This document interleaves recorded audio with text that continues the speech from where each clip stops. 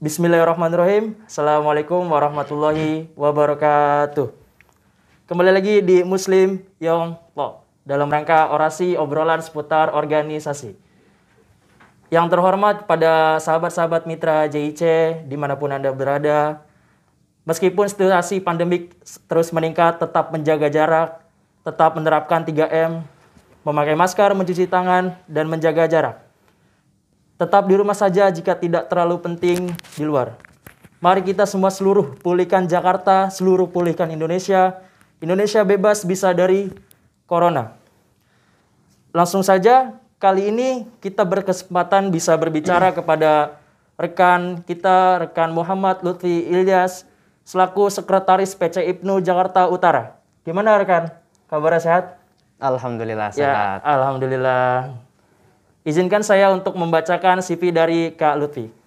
Nama lengkap, Muhammad Lutfi Ilyas. Tempat tanggal lahir, Jakarta 4 Juni tahun 1999.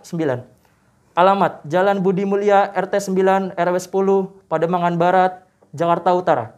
Riwayat pendidikan, TK Al-Huda, SDN Pademangan Barat 09 Pagi, SMPN 34 Jakarta, Masman Baul Ulum Cirebon, Akademi Terapi Wicara Jakarta. Pengalaman organisasi, Seksi Humas Irmadin, Ikatan Remaja Masjid Nurul Mujahidin. Yang kedua, Wakabit Koordinator Kamar Ismu Ikatan Santri Manbaul Ulum. Yang ketiga, Kabit Koordinator Bahasa Ismu Ikatan Santri Manbaul Ulum. Yang keempat, Ketua PAC IPNU Pademangan. Yang terakhir adalah Sekretaris PC IPNU Jakarta Utara. Motonya adalah relasi, diskusi, aksi, evaluasi. Wih, mantap. Ya, langsung saja nih ke Kak Lutfi nih, karena kan dalam rangka kita temanya ini obrolan seputar organisasi. Jadi menurut Kak Lutfi ini mengenai organisasi, gambaran umumnya itu seperti apa ya? Karena kan banyak di kalangan masyarakat ini organisasi hanyalah sebuah perkumpulan doang, hanyalah sebuah berbicara yang tidak penting. Jadi menurut Kak Lutfi ini gambaran umumnya seperti apa? Baik, terima kasih rekan Gilang. Siap. Nah, sebelumnya selamat siang sahabat mitra JIC. Jadi gambaran sederhananya organisasi itu adalah sebuah wadah ya. Wadah yang berisi orang-orang yang memiliki visi yang sama, misi yang sama, dan tujuan yang sama. Sehingga orang-orang yang berada di dalam organisasi itu bekerja sama untuk mencapai tujuan dari organisasi tersebut. Seperti itu. Seperti itu ya? Iya, betul. Lalu untuk saya izinkan saya untuk bertanya lagi kalau itu ya. Iya, silakan. Tadi kan yang disebutkan kalau itu kan merupakan tadi wadah ya. Yang merupakan wadah ya, tempat kita untuk untuk berorganisasi ya, untuk Betul. Jadi penting gak sih ini organisasi nih bagi pelajar, khususnya pelajar Jakarta Utara nih? Karena kan mengingat di Jakarta ini segala akses itu kita dapatin dengan mudah gitu. Sepertinya kita bisa masuk Prima, bisa masuk IPNU, bisa masuk IPPNU, bisa masuk Rois Jakarta Utara. Padahal sebenarnya organisasi ini sangat bagus khususnya untuk pelajar. Jadi pertanyaan ini, organisasi bagi pelajar ini karena mengingat Jakarta sebagai akses kita dapatkan dengan mudah gitu. Iya, di zaman digital sekarang ini ya, tentunya sangat penting organisasi bagi para pelajar. Karena mengingat sekolah online ya, mengingat sekolah yang online, jadi organisasi di sekolah pun, yang masuk ke organisasi sekolah pun tidak terlalu begitu bisa aktif di dalam organisasi tersebut karena terkendala ya, banyak kendala seperti tatap muka dan segala macamnya. Nah, cara lainnya adalah bagi pelajar bukan hanya mengikuti organisasi internal sekolah ya, tapi juga salah satunya organisasi eksternal, organisasi di luar sekolah. Banyak organisasi di luar sekolah yang memang bisa dimanfaatkan oleh para pelajar. Karena apa? Karena kebanyakan organisasi eksternal itu memiliki fasilitas-fasilitas yang memang disediakan oleh beberapa pihak seperti itu. Jadi bagaimana seorang pelajar ini agar bisa menyalurkan minat dan bakatnya yang tidak bisa disalurkan di sekolah bisa disalurkan di organisasi-organisasi eksternal. Nah, seperti itu sih. Ya, ada pertanyaan lagi nih Kak yang masuk nih dari sahabat-sahabat kita semua nih. Sesimpel apa sih menurut Kak Lutfi ini? Karena kan yang kita tahu saat ini bahwa ketika berbicara organisasi pasti tak lepas dari perkumpulan, dan yang jelas itu perkumpulan tersebut akan memakan waktu seperti jam pulang sekolah gitu. Jadi banyak nih Kak yang anak-anak pelajar ini ketika mengikuti organisasi itu banyak sekali keluhannya Kak. Karena katanya kita disuruh capek doang, kita disuruh jadi babu doang, kita disuruh jadi bekerja gitu. Jadi bagaimana sih Kak? Jadi banyak nih sahabat-sahabat semua nih yang mengikut organisasi nih, tetapi masih ada pengaruh malas-malasnya gitu. Jadi bagaimana cara kita memanage waktu Kak? Jadi sebagian kita bisa mengikuti organisasi, sebagian kita bisa mengikuti pelajaran sekolah. Jadi caranya bagaimana tuh Kak bisa memanage waktu gitu? Oke, baik. Sebelumnya gini ya. Mungkin teman-teman yang dikatakan rekan tadi yang kalau masuk organisasi itu cuma jadi babu doang atau cuma capek doang dan segala macamnya, itu mungkin kurang menikmati proses yang terjadi di dalam organisasi. Karena apa yang dirasakan oleh pelajar tersebut dengan diberikan tugas dan segala macamnya itu merupakan bentuk daripada pembentukan ya. Pembentukan merupakan sebuah proses ya. Karena agar ketika keluar dari organisasi tersebut mereka menjadi orang-orang yang memang memiliki jiwa disiplin yang tinggi, kemudian punya rasa tanggung jawab, kemudian siap bekerja di bawah tekanan. Artinya kan kalau merasa, gue jadi kayak babu doang nih, itu kan artinya dia bekerja di bawah tekanan seperti itu ya. Nah, karena memang ketika berada di dunia kerja ya, itu ada beberapa instansi yang memang memberlakukan bekerja di bawah tekanan. Nah, orang-orang yang sudah terbiasa dengan organisasi, sudah terbiasa dengan bekerja di bawah tekanan, ketika dia masuk ke dunia yang lebih luas, dunia pekerjaan misalkan, itu sudah terbiasa seperti itu. Nah, lalu bagaimana cara untuk agar bisa seorang pelajar itu memanage waktu ya, untuk membagi waktu antara sekolah dengan organisasi ya. Nah, yang harus dipahami adalah pertama, sekolah itu merupakan kewajiban. Kewajiban. Ya. Kalau organisasi itu sebuah tanggung jawab. Nah, jadi untuk para pelajar yang memang masuk ke dalam sebuah organisasi itu harus melihat skala prioritas sih sebenarnya. Mana prioritas yang lebih tinggi dan mana prioritas yang kurang lah ya, atau lebih rendah gitu. Maka jangan sampai ikut organisasi itu menghalangi sekolah, tapi juga jangan sampai sekolah membuat kita itu membuat tugas-tugas yang diberikan di dalam organisasi itu jadi terbengkalai gitu. Benar. Ada beberapa tips yang bisa yang bisa dilakukan oleh para pelajar, oleh kita lah ya yang memang berkecimpung di organisasi. Yang pertama itu membuat data aktivitas pekerjaan ya.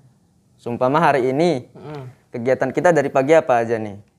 Sumpama sekolah dari jam sekian sampai jam sekian, itu kita tulis. Benar. Kemudian tugas mana yang memang deadline-nya itu benar-benar mendesak. Nah, itu ditulis juga. Kemudian organisasi kapan? Kegiatan organisasi itu kapan? Itu harus ditulis. Semuanya ditulis dalam sebuah daftar gitu ya. Kemudian dirinciin waktunya. Yang kedua, menentukan berapa besar skala prioritas ya. Menentukan berapa besar skala prioritas dari tiap pekerjaan yang diatur. Itu tadi. Lebih tinggi mana prioritasnya? Tugas sekolah atau tugas memang yang diberikan di organisasi. lebih mendesak mana waktunya, deadline-nya, tugas di organisasi atau tugas sekolah seperti itu. Jadi harus ditentukan seperti itu. Nah, yang ketiga itu memilih pekerjaan yang mendesak yang berhubungan dengan deadline tadi. Kemudian yang keempat, meletakkan daftar pekerjaan prioritas pada urutan paling atas. Jadi yang prioritas paling tinggi itu diletakkan di paling atas. Agar apa? Agar bisa segera diselesaikan seperti itu. Nah, yang kelima, meletakkan daftar pekerjaan yang kurang prioritas itu di bawahnya seperti itu. Nah, itu salah satu tips untuk bagaimana kita memanage sehingga antara kewajiban sekolah dan tanggung jawab di organisasi itu bisa balance. Seperti itu. Ya. Pada intinya itu kita harus lebih memprioritaskan kayak ya. Jadi harus lebih menyeimbangi gitu ya. Iya, betul, menyeimbangkan. Gini nih Kak, kita kan dari organisasi Ikatan Pelajar Nahdlatul Ulama dan Ikatan Pelajar Putri Nahdlatul Ulama gitu Kak. Jadi banyak nih dari rekan-rekan OSIS nih yang belum bisa berkecimpung. Maksudnya gini, di IPNU IPPN itu kan jangkauannya luas ya Kak, dari komisariat sampai pimpinan pusat gitu Kak. Jadi bagaimana sih cara merekrut rekan-rekan pelajar OSIS nih khususnya nih agar bisa bergabung di IPNU atau di Prima atau di Rohis gitu Kak. Jadi bagaimana tipsnya gitu? Karena kan kemarin kita sempat mengunjungi salah satu sekolah itu, mungkin dari sekolah itu tahu gitu ya bahwa latar belakang IPNU seperti ini. Jadi kita mengajak sinergitas tetap tertolak gitu. Jadi bagaimana sih cara tipsnya gitu agar kita tetap bekerja sama gitu dalam hal positif, berkontribusi di bidang pelajar gitu? Ya, baik. Ini merupakan salah satu tugas kita juga ya, karena memang kita berkecimpung di IPNU gitu ya. Dalam hal perekrutan atau mengajak sebuah kerjasama, tentunya ini berhubungan dengan promosi ya, berhubungan dengan promosi. Orang bakal tertarik dengan apa yang kita tawarkan kalau cara promosi kita itu bagus. Benar. Analoginya gini. Ada tukang nasi uduk, ya. Tukang nasi uduk tuh banyak. Benar. Misalkan saya jualan nasi uduk. Sedangkan tukang nasi uduk di daerah saya itu banyak, banyak sekali. Bagaimana caranya agar nasi uduk saya itu lebih laku dari nasi uduk yang lain, gitu kan? Nah, caranya adalah promosi saya seperti apa, bentuk promosi saya seperti apa kepada para pembeli seperti itu. Apa yang membedakan nasi uduk saya dengan nasi uduk yang lain sehingga orang itu harus membeli nasi uduk ke saya gitu loh. Oh, nasi uduk saya ini ada dagingnya, kalau nasi uduk yang lain nggak ada gitu kan. Oh, nasi uduk di saya ini komplit lah pokoknya. Nah, itu bagaimana, begitupun di organisasi, bagaimana kita mempromosikan organisasi yang kita kita geluti di dalamnya. Itu ini loh IPNU gitu loh. IPNU itu berbeda dengan organisasi-organisasi lain seperti itu. Apa sih yang menjadi keunggulan gitu ya? Apa yang menjadi keunggulan dari IPNU itu sendiri sehingga orang itu tertarik untuk masuk ke dalam ruang lingkup IPNU itu sendiri gitu kan. Nah, tentunya kalau ingin bekerja sama dengan pihak sekolah, apalagi tidak bisa masuk ya, misalkan kita sudah mengajak tapi tertolak ya kan, maka kita harus bekerja sama dengan pemerintah setempat gitu ya. Dalam hal ini Sudin ya, Sudin pendidikan ya. Nah, kalau misalkan kita sudah dapat izin dari sana, kemudian mendapatkan akses untuk ke sekolah-sekolah, maka kita akan mudah untuk masuk ke sekolah-sekolah tersebut gitu. Berarti salah satu tempat itu kita bekerjasama dengan Sudin ya Kak ya? Iya, betul. Nah, ini juga salah satu rencana sih ya. Salah satu rencana kita, salah satu program kerja kita. Benar. Untuk bisa masuk ke sekolah-sekolah, karena memang pada saat ini juga masih belum ya. Masih belum bisa. Ya, gini Kak, kita balik lagi ke pembahasan tadi ya, cara merekrut teman-teman OSIS untuk bisa gabung ke IPNU PPNU atau ke Rohis atau ke Prima gitu ya Kak. Jadi gini Kak, banyak kan ya dari kalangan OSIS ini, bukannya saya memojokkan sisi lainnya, banyak yang kalangan OSIS ini yang notabene itu berbeda dengan IPNU atau Rohis gitu Kak. Jadi para pelajar OSIS ini melihat latar belakang IPNU IPPNU ini berbeda gitu Kak. Berbeda dalam artian berbeda pendapat gitu Kak. Jadi apalagi dari guru-gurunya itu menyarankan, wah gak usah ngapain ikut IPNU gitu, cukup ini. Padahal IPNU ini sangat baik gitu Kak. Sangat baik untuk pelajar juga gitu. Jadi bagaimana sih cara menyikapi ada kontroversi-kontroversi gitu Kak di dalam wadah itu ketika ada anggota yang tidak setuju gitu Kak. Karena kan kita sebagai IPNU ini tidak berani maksa gitu kepada rekan-rekan OSIS yang buat masuk ke sini gitu. Iya. Mungkin kalau ada sedikit tips gitu, karena kan saya juga pernah gitu. Iya. Tentunya yang pertama kita harus menghargai ya pendapat orang lain ya. Iya, siap. Pendapat orang lain. Kalau memang pendapat yang dilontarkan oleh pihak tersebut itu negatif, mungkin belum benar-benar mengetahui IPNU itu apa. Maka tugas kita adalah itu tadi, lebih menerangkan lebih detailnya tentang IPNU gitu ya. Karena kalau OSIS itu kan memang skupnya hanya sekolah ya, hanya sekitar sekolah doang. Sedangkan kalau IPNU itu sendiri cakupannya luas. Ada yang tingkat RW, ada yang tingkatan kecamatan, gitu kan, tingkatan wali kota dan sebagainya. Mungkin memang kalau untuk masuk sekolah di IPNU itu memang cukup sulit ya, karena memang udah ada OSIS dan itu sudah lama sekali gitu kan. Benar. Kecuali memang sekolah-sekolah yang berada di bawah naungan Nahdlatul Ulama khususnya ya. Nah, itu bakal mudah untuk masuk untuk IPNU itu masuk ke dalam pendidikan tersebut. Tapi kalau sekolah-sekolah yang memang sekolah umum dan tidak ada keterikatannya dengan salah satu ormas apapun, nah itu bakal sulit seperti Benar. itu. Ya itu sih paling bagaimana kita menjelaskan lebih detail terkait dengan IPNU. Mungkin kita bisa mencomot satu-satu gitu kan. Kalau misalkan kita datang langsung ke sekolah mungkin bakal ditolak. Mungkin kita punya kenalan anak OSIS, kita dekati ketuanya, kita ngobrol santai gitu kan sambil menjelaskan. Kalau misalkan memang dia, oh ya ini ternyata bagus nih. Nah, baru kita minta kepada ketuanya itu untuk berbicara kepada kepala sekolah. Mungkin bisa seperti itu. Oh ya, tadi kan kata Kak Lutfi kan kalau misalkan ada lembaga-lembaga sekolah yang bisa berkaitan dengan Nahdlatul Ulama, kita akan mudah untuk memasukinya Kak. Iya, betul. Ya, jadi kemarin kita sempat masukin itu dari sekolah pondok pesantren gitu Kak. Mungkin saya tidak bisa menyebutkan namanya gitu. Padahal latar belakangnya itu sudah Nahdlatul Ulama, sudah guru-gurunya sudah NU.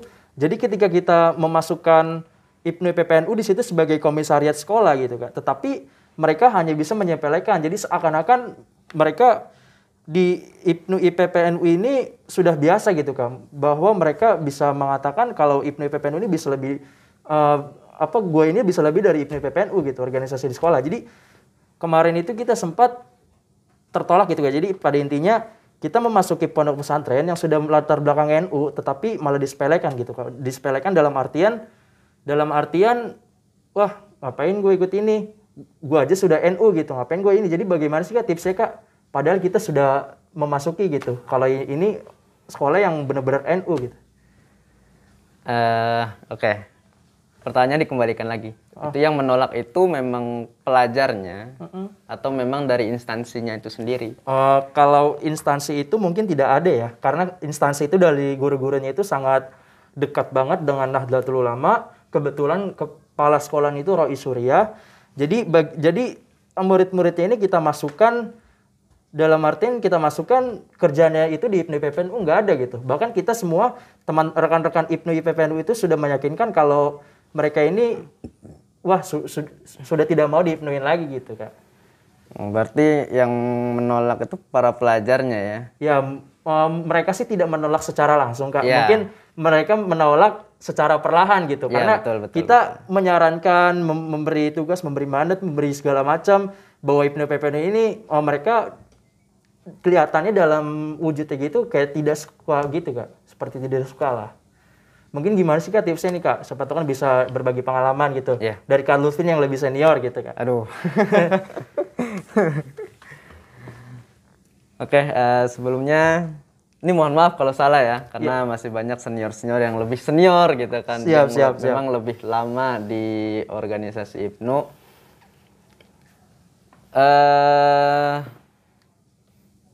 Mungkin salah satu tipsnya adalah pertama, kalau pelajar itu biasanya nurut sama guru ya. Nurut sama guru. Bagaimana kita mendekati gurunya agar ada perintah secara langsung gitu dari kepala sekolah atau dari guru kepada murid-muridnya untuk merekomendasikan IPNU itu agar anak-anak tersebut bergabung di IPNU, seperti itu paling. Karena kalau misalkan memang dari anak-anaknya itu sudah tidak mau, yang pasti tidak semuanya kan menolak. Pasti ada yang mau, tidak semuanya itu menolak. Ada beberapa mungkin yang tertarik gitu. Nah, mungkin kita bisa menarik orang-orang yang memang tidak menolak itu ya. Jadi dalam satu sekolah itu kan muridnya banyak kan, tidak mungkin semuanya menolak. Benar. Mungkin ada yang masih mempertanyakan sebenarnya IPNU apa sih? Walaupun sebenarnya para pelajar yang sekolah di sekolah yang memang notabene Nahdlatul Ulama belum tentu mengetahui semua lembaga-lembaga yang ada di Nahdlatul Ulama kan, seperti itu. Mungkin masih mempertanyakan gitu kan, dan penasaran gitu. Nah, orang-orang yang penasaran ini yang harus kita tarik gitu loh, mungkin kita cari gitu. Ditarik. Kalau misalkan kita nggak bisa menjaring langsung sebanyak-banyaknya, kita jaring satu-satu, sedikit demi sedikit, seperti itu sih. Ya. Atau memang itu tadi, kita mohon kepada kepala sekolah agar memberikan rekomendasi gitu lah, agar merekomendasikan pelajar-pelajarnya untuk masuk ke dalam IPNU IPPNU gitu sih. Ya, cukup kayak mungkin sih saya dan rekan-rekan saya alhamdulillah sudah dapat tips gitu ya. Siapa tahu mudah-mudahan kedepannya dapat disetujui gitu, dapat berjalan dengan lancar gitu. Jadi ada pertanyaan lagi nih Kak, saya mau nanya nih Kak. Khususnya kan kita ini kan partner-partner organisasi itu ada IPNU PPNU ya Kak ya. Jadi kita ini pertanyaan beda lagi Kak. Ada IPNU PPNU, ada Rois Jakarta Utara, ada IPM, ada Prima gitu Kak. Jadi bagaimana sih Kak kalau misalnya kita caranya kita untuk mengenalkan instansi-instansi pemerintah gitu Kak, seperti wali kota, seperti kita audiensi gitu, karena khususnya ini wali kota ini bukannya saya memojokkan Pak Wali Kota ya, mungkin dari jajaran-jajaran pengurus wali kota atau pengurus kelurahan tingkat kecamatan ini belum tahu gitu Kak ada yang namanya organisasi-organisasi ini gitu Kak. Mungkin kalau Lutfi ada pengalaman gitu, gimana sih Kak cara kita mengenalkan IPNU IPPNU gitu atau organisasi lainnya ke Bapak Wali atau ke Bapak jajaran pemerintahan gitu yang khususnya di Jakarta Utara gitu Kak. Karena banyak dari jajaran pemerintahan ini yang belum tahu gitu Kak. Ya. Jadi biar bagaimana sih bukan kita maju biar diprioritasin gitu. Jadi bagaimana sih cara mengenalnya gitu Kak. Karena dari jajaran juga bisa dibilang kurang memprioritaskan anak-anak pelajar gitu Kak. Organisasi pelajar padahal dampak positifnya itu sangat baik sekali gitu. Iya. Pertama kita harus mengetahui skup ya. Skup dari organisasi kita. Kalau organisasi kita masih pada tingkatan kecamatan, tentunya kita audiensi di tingkat kecamatan seperti itu. Nah, bagaimana di audiensi tersebut kita benar-benar memperkenalkan organisasi kita seperti itu. Mulai dari kapan terbentuknya, bukan terbentuknya organisasi itu ya, kapan terbentuknya organisasi di kecamatan itu, misalkan Cilincing atau Pademangan. Kapan terbentuknya organisasi IPNU di Pademangan, atau kapan organisasi IPNU itu terbentuk di Cilincing atau di kecamatan-kecamatan lain, seperti itu. Benar. Kalau kita menjelaskan IPNU itu sudah organisasi yang sudah lama gitu, memang benar. Tapi di kecamatan itu, di kecamatan yang kita tempati gitu kan, itu apakah sudah lama, kan seperti itu. Kalau kita menjelaskan, oh ini organisasi yang sudah lama, nah, maka mindset yang diterima adalah, oh ini organisasi lama, berarti anggotanya banyak dong. Benar. Kan gitu. Nah, tapi kita harus bagaimana menjelaskan untuk di kecamatan A atau kecamatan Pademangan sendiri, Pak, baru terbentuk di tahun sekian, baru berjalan 2 periode atau 3 periode seperti itu. Di kecamatan Cilincing pun seperti itu gitu misalkan. Nah kemudian berapa anggotanya, benar-benar kita jelaskan gitu kan. Kemudian program-programnya seperti apa, program yang sudah kita lakukan seperti apa, dan program yang akan kita lakukan seperti apa. Dan yang terakhir itu pasti minta akses gitu untuk bagaimana kegiatan-kegiatan yang akan kita lakukan ini itu bisa berjalan gitu loh. Yang memang memerlukan akses dari pemerintah setempat gitu ya. Seperti itu sih. Ya, berarti pada intinya tadi apa Kak? Intinya kita untuk adalah intinya audiensi. Audiensi itu ya isinya yang pasti memperkenalkan pertama kapan terbentuknya. Okay. Di kecamatan itu ya, di kecamatan. Ya bolehlah kapan terbentuknya organisasi IPNU di Indonesia. Biar lebih dihargain gitu kayaknya. Ya betul. Yang pasti itu yang pertama sih. Siapa kapan dibentuknya, siapa yang membentuk gitu kan, yang mendirikan. Nah kemudian setelah itu kita menuju ke skup yang lebih kecil, kapan organisasi ini berdiri di kecamatan ini gitu loh, di kecamatan A, B atau C gitu kan.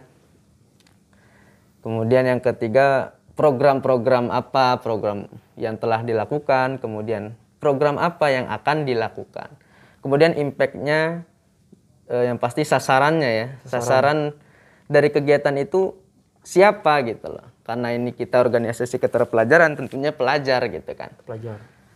Nah, setelah itu baru yang terakhir kita minta akses ke pemerintah setempat yang memang kita perlu akses itu dalam mensukseskan kegiatan yang akan kita lakukan seperti itu. Ya, mungkin cukup sih Kak dari pembahasan itu Kak. Nah ini ada pertanyaan lagi nih Kak, khusus kader IPNU, IPPNU nih atau dari kader organisasi-organisasi lainnya yang pada umumnya itu berorganisasi lah yang sudah lama gitu Kak. Jadi bagaimana sih Kak nih cara menyikapi kader-kader kita, anggota-anggota kita yang malas berorganisasi gitu, malas berkhidmat, malas mengabdi gitu. Jadi bagaimana sih tipsnya gitu? Karena banyak sekali nih dari rekan-rekan organisasi ini yang sudah masuk, yang sudah lama bertahun-tahun tetapi tetap malas gitu Kak. Jadi bagaimana tipsnya gitu? Karena yang dapat kita akses ini di dalam organisasi ini benar-benar sangat mudah, benar-benar sangat enak sekali untuk khususnya untuk diri pribadi gitu Kak. Ya, oke, baik. Kalau berbicara masalah malas ya, itu saya juga pernah mengalami ya. Okay. Pasti semua orang pernah gitu ya. Benar. Malas dalam berorganisasi. Salah satu faktornya adalah, kalau saya pribadi ya, salah satu faktornya adalah karena memang ketika itu deadline saya itu begitu banyak ya, karena memang semester akhir, jadi harus menyelesaikan begitu banyak deadline sehingga untuk mengikuti kegiatan organisasi itu udah capek duluan gitu. Udah capek duluan. Jadi aduh, nanti aja deh. Izin dulu lah gitu. Nah, yang harus dilakukan adalah bagaimana sesama teman organisasi itu mensupport ya. Mensupport teman yang malas agar semangatnya tumbuh kembali gitu kan. Atau mungkin mengadakan satu kegiatan hiburan atau berlibur gitu untuk mengembalikan semangat dalam berorganisasi ya kan. Mungkin karena kegiatannya gini-gini doang, bisa jadi karena bosen gitu kan, kegiatannya gini-gini doang nih, nggak ada kegiatan yang lain. Seperti Rakworcap gitu ya, di Pulau Seribu misalnya. Iya, misal seperti itu ya kan. Bisa. Atau mungkin ya itu faktor pertama yang membuat malas tuh kegiatan yang begitu-begitu saja, yang pertama. Yang kedua, tempatnya di situ saja gitu kan, dan pembahasannya itu saja gitu kan. Itu pasti membuat mungkin faktor malas gitu ya. Itu kalau faktor internal. Kalau faktor eksternalnya ya tentu kalau cowok itu pasti ceweknya. Benar. Ya kan? Atau ada kegiatan lain di luar organisasi gitu kan. Nah, bagaimana teman-teman seorganisasinya atau yang memiliki wewenang tertinggi di organisasi tersebut memberikan semangat, motivasi kepada anggota-anggotanya agar kembali aktif seperti itu sih. Kalau misal dari Kak Lutfi nih, seandainya Kak Lutfi menjadi pemimpin, menjadi ketua dalam organisasi itu, hal apa gitu yang Kak Lutfi ingin terapkan gitu Kak? Jadi hal apa nih yang Kak Lutfi ingin terapkan? Karena banyak kadar-kadarnya itu SDM-nya semakin sedikit karena banyak yang malas gitu Kak. Ya, ini pernah saya alami ya. Pernah saya alami menjadi ketua kayak ketua Pademangan. Betul. Jadi waktu di Pademangan itu awalnya kadernya itu banyak. Cuma lama-lama terkikis sampai sisa sedikit sekali gitu ya. Bahkan ketika waktu membuat acara Makesta itu kepanitiaannya sedikit banget gitu kan. Bahkan bisa dikatakan kewalahan lah istilahnya gitu. Tapi alhamdulillah acaranya tersebut berjalan lancar. Yang saya lakukan adalah ketika itu menghubungi orang-orang yang memang masih bisa aktif di dalam organisasi IPNU itu. Saya hubungi satu-satu, kemudian saya kumpulkan di satu tempat gitulah. Saya kumpulkan di satu tempat, ya kita ngobrol santai aja. Ayo nih teman-teman, kita tinggal dikit. Itu udah mau di akhir masa jabatan ya. Mau di akhir masa jabatan. Ini kita tinggal dikit, kita harus melaksanakan satu kegiatan yang memang wajib nih di tingkat PAC ya kan, Makesta. Makesta. Jadi saya minta tolong sama teman-teman bantu saya gitu kan, bantu saya untuk melaksanakan tugas akhir ini gitu. Ya akhirnya dengan seringnya sering kumpul dan segala macam, akhirnya mau mereka. Awalnya juga nggak mau itu. Tapi akhirnya ketika diajak ngobrol terus, diajak kumpul terus, akhirnya alhamdulillahnya mau gitu ya. Intinya kalau ada kader yang kurang semangat, diajak ngopi aja sih. Diajak ngopi aja ya. Kita BNJ aja kayak. Iya, diajak ngopi aja lagi sih. Ya. Ya cukup sih Kak, mungkin pertanyaan itu ya. Jadi ada lagi pertanyaan nih Kak. Ini pertanyaan yang benar-benar pertanyaan yang benar-benar paham maksudnya pertanyaan yang benar-benar sudah ada di situasi sekarang nih Kak. Karena di kemarin itu banyak itu dari universitas lain untuk datang demo ke gedung KPK atau gedung DPR gitu untuk menyuarakan suara rakyat gitu. Nah, jadi bagaimana sih kita sebagai peran organisasi ini yang ada IPNU, IPPNU, ada PMII, ada Rohis, ada Prima, ada IPM gitu Kak. Bagaimana sih kalau misalkan kita ikut menyuarakan gitu Kak dalam aspirasi suara mereka gitu. Oke, baik. Kita berbicara masalah ini ya, organisasi pelajar ya. Kalau sekelas PMII, kemudian apa tadi? Ya pokoknya organisasi itu kan, kalau sekelas PMII itu kan atau organisasi lain itu kan organisasi tingkat mahasiswa ya, yang memang latar belakangnya memang sudah seperti itu. Jadi bisa dengan mudah mengkritik pemerintah. Memang tugasnya seperti itu. Tapi untuk pelajar, sebenarnya untuk pelajar tidak masalah ya ikut menyuarakan, tapi kita lihat lagi gitu loh, bentuk penyuaraannya itu seperti apa. Kalau mahasiswa mungkin bisa terjun langsung, tapi kalau untuk pelajar mungkin bisa terjun langsung, tapi impactnya tidak sebesar mahasiswa mungkin. Benar. Ya kan? Nah mungkin kita bisa sebagai pelajar membuat sekarang karena era digital ya, kita bisa membuat sebuah video tentang dukungan dan segala macam gitu. Yang pasti jangan sampai ada unsur-unsur yang memang dilarang gitu ya. Sekarang ini bahaya sekali digital ya. kita berbicara salah sedikit, kepleset sedikit aja, itu bisa terkena pidana ya. Ya pasti ya itulah.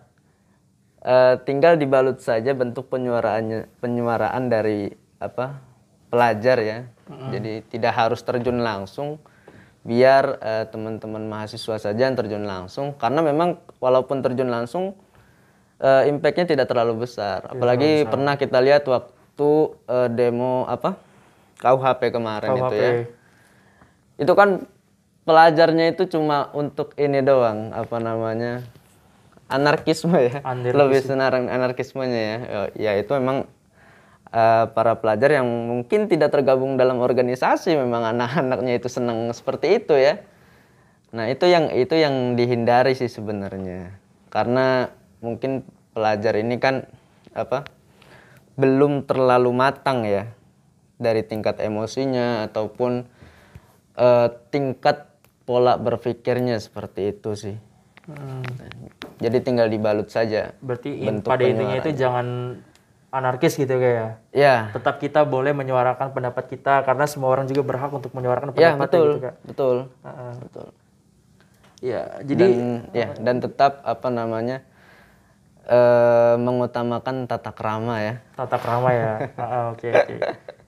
Karena itu yang pada saat ini sedang viral ya. Karena di dalam Nahdlatul Ulama itu sebenarnya merangkul Kak, bukan memukul. Iya. Betul. Ya, jadi ada pertanyaan lagi nih Kak. Mungkin pertanyaannya, bagaimana sih cara seseorang jadi SDM organisasi ini yang sering kita sebut sebagai kader agar bisa merekrut ataupun mengajak teman-teman pelajar Jakarta Utara, khususnya untuk bisa aktif di organisasi, karena yang disebutkan Kak Lutfi tadi mengenai dampak positif yang dapat di organisasi itu sangat banyak Kak. Ya itu tadi ya, sama aja ya kayak berhubungan dengan bagaimana promosi yang seperti yang dibahas tentang yang OSIS tadi itu, bagaimana kita mempromosikan organisasi kita kepada teman-teman pelajar gitu ya. Teman-teman pelajar ini tertarik untuk masuk ke dalam organisasi yang kita ikuti saat ini, seperti itu. Kalau misal kalau seandainya nih Kak, impact yang besar itu bagi pelajar yang akan dapat ketika aktif di organisasi. Jadi impact besar bagi pelajar itu ketika didapatkan dalam organisasi apa ya Kak? Kan kalau ini lebih pengalaman gitu Kak. Mungkin ada impact-impactnya yang sangat positif gitu Kak. Ya, kalau saya pribadi ya, pertama dari saya pribadi dulu, impact dari dari hasil saya mengikuti organisasi, yang pertama, saya itu dulu anak yang paling malu kalau misalkan berdiri di depan. Berdiri di depan. Okay. Berdiri di depan ya. Baru berdiri, belum ngomong ya. Belum ngomong. Gitu, ya? Baru berdiri. Untuk ngomong satu kata pun ketika di depan orang itu nggak keluar sama sekali. Benar. Nah, tapi ya setelah bergabung dalam organisasi, mengikuti kegiatan-kegiatan dalam organisasi, mengikuti proses-proses yang dilewati ya dalam organisasi, akhirnya mental saya itu terbentuk gitu ya. Pertama, mental terbentuk. Yang kedua, cara berkomunikasi mungkin. Cara berkomunikasi saya menjadi lebih baik dibandingkan sebelum saya ikut organisasi, seperti itu. Karena ketika saya belum mengikuti organisasi, itu cara berkomunikasi saya itu sangat buruk sekali gitu ya. Bahkan orang itu nggak mau ngomong sama saya karena cara berkomunikasinya itu sangat buruk sekali ya. Tapi ketika sudah ikut organisasi, setelah digembleng, ditatar dan segala macam dalam organisasi itu, akhirnya cara berkomunikasi saya itu berubah gitu ya, menjadi lebih baik lah, seperti itu. Itu yang kedua ya. Yang ketiga itu tingkat percaya dirinya lebih meningkat tentunya. Meningkat ya? Iya. Dibandingkan sebelum-sebelumnya gitu ya. Kemudian yang ketiga, Yang ketiga, yang keempat itu lebih meningkatkan kedisiplinan sih. Jadi yang awalnya saya ini orangnya malas ya. Malas sekali gitu. Bukan malas doang, malas sekali. Tapi karena di organisasi itu dituntut untuk disiplin waktu ya. Dan disiplin segala hal sebenarnya. Ya akhirnya mau nggak mau gitu kan, ya saya harus mencoba untuk mengikuti alur itu gitu kan. Benar. Makanya impact yang akan didapat bagi pelajar yang memang ikut organisasi itu yang pertama, para pelajar mungkin bisa menyalurkan minat dan bakatnya gitu ya. Tergantung fasilitas yang diberikan oleh organisasi tersebut. Mungkin ada yang minat dalam hal seni, kemudian ada yang minat dalam hal olahraga, itu kan sudah tersedia di dalam organisasi gitu kan. Sehingga para pelajar mungkin bisa menyalurkan minat dan bakatnya. Kemudian yang kedua,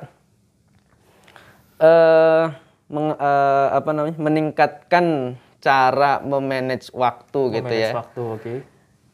Karena tentunya dengan tugas sekolah yang begitu banyak dan tanggung jawab yang harus dikerjakan di organisasi, mau nggak mau kita sebagai orang yang berkecimpung dalam organisasi harus benar-benar bisa mengatur waktu gitu ya, sehingga antara sekolah dan organisasi itu bisa balance. Kemudian bisa mengukur kemampuan diri ya, bisa mengukur kemampuan diri karena di organisasi itu kan pasti kita mengikuti kegiatan-kegiatan atau bahkan kita menjadi bagian dari kepanitiaan sebuah kegiatan gitu ya. Sehingga dari kepanitiaan yang diikuti yang awalnya dari anggota kemudian menjadi ketua panitia atau kemudian meningkat lagi menjadi ketua organisasi itu. Nah, itu bisa melihat kemampuan diri gitu ya. Apakah saya sudah pantas untuk menjadi seorang ketua, apakah saya pantas untuk menjadi seorang sekretaris dan segala macamnya gitu, kita bisa mengukur diri kita sendiri dari jati diri gitu. Iya, betul. Kemudian melatih tanggung jawab ya. Artinya dengan banyaknya ya tadi tugas sekolah, kemudian tugas di organisasi itu melatih tanggung jawab gitu. Mau nggak mau harus dikerjain gitu kan. Secapek apapun, seletih apapun pasti itu harus dikerjakan. Terus yang pastinya nambah jaringan ya. Nambah jaringan karena kita teman bertambah, yang pasti jaringan juga bertambah gitu kan.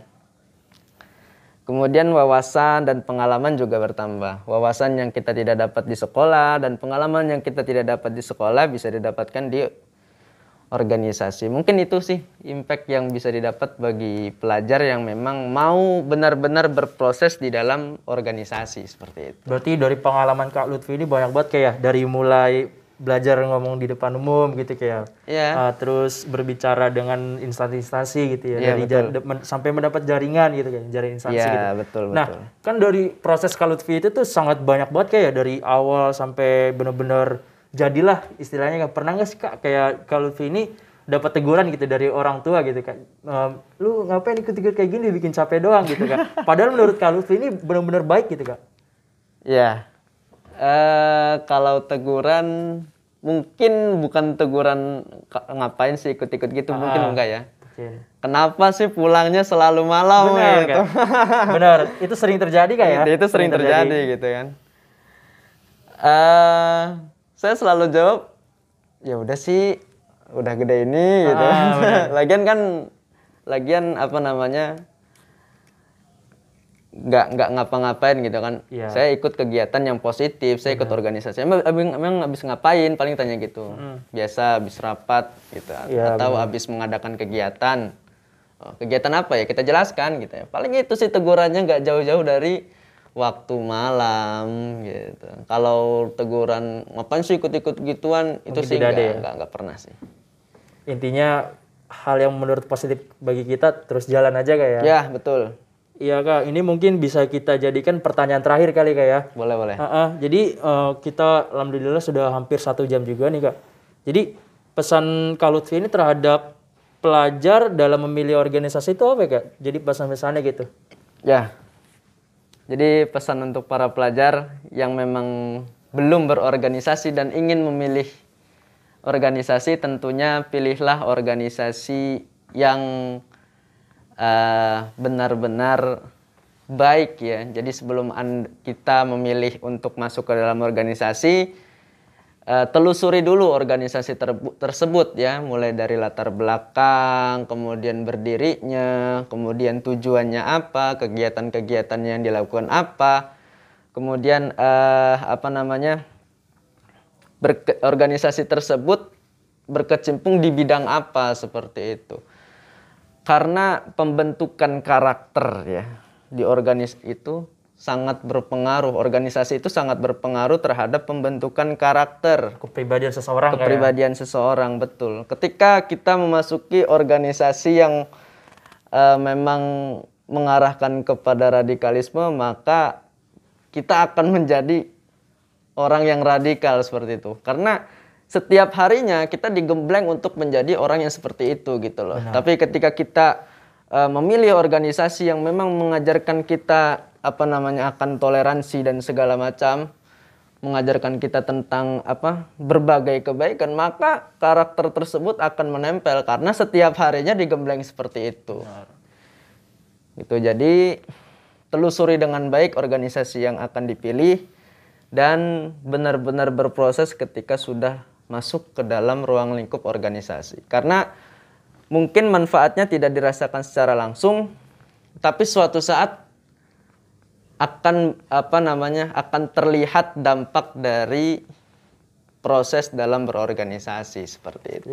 Berarti lingkungan itu sangat berpengaruh sekali ya? Betul. Sangat berpengaruh gitu. Kita bisa yang gemblengnya jelek kita bisa jadi jelek juga gitu. Ya, betul. Sebaik apapun kita, kalau memang lingkungan kita kurang baik, ya tentunya akan tergoda juga ya. Benar. Kecuali memang yang benar-benar kuat. Benar. Gitu. Baik dari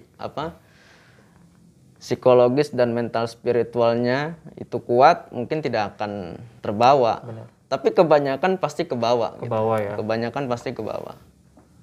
Seperti itu. Tadi kan mungkin pertanyaan lagi nih Kak, terakhir lagi mungkin. Siap. Iya, terakhir nih Kak.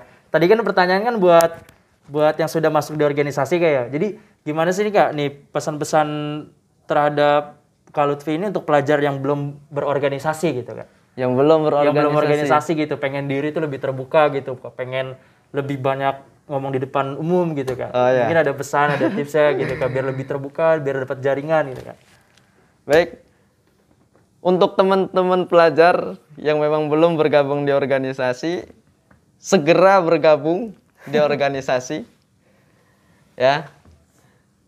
Bagi Anda yang ingin menyalurkan bakat, bagi Anda yang ingin belajar untuk bisa berbicara di depan umum, bagi Anda yang ingin memperluas wawasan, jaringan dan segala macam, segera masuk organisasi karena itu akan menentukan daripada keberhasilan Anda nanti dan sebagai pelengkap keberhasilan Anda di sekolah. Seperti itu. Jadi, tapi harus diingat, pilihlah organisasi yang benar-benar baik, telusuri organisasi tersebut, dan ketika sudah bergabung, berproseslah dengan benar gitu, karena dampaknya akan Anda rasakan sendiri. Mungkin itu. Oke, alhamdulillah. Terima kasih kepada Kak Lutfi nih yang sudah menyampaikan pendapatnya, sudah menyampaikan berbagai pengalamannya. Bagi sahabat-sahabat Mitra JIC, bagi sahabat-sahabat pelajar Jakarta, khususnya Jakarta, seluruh Indonesia yang belum menonton, silakan tonton. Nanti akan diupload di Radio JIC atau di YouTube Radio JIC. Oke, terima kasih kepada Mitra-Mitra JIC, kepada sahabat-sahabat semua yang sudah menonton, yang sudah berpartisipasi dalam kesempatan kali ini di hari Jumat yang sangat berkah. Pokoknya semuanya tetap jaga kesehatan, tetap stay safe dimanapun Anda berada. Kurang lebihnya mohon maaf dari saya pribadi, Gilang Ramadan, dan Kak Lutfi, kurang lebihnya mohon maaf. Wassalamualaikum warahmatullahi wabarakatuh.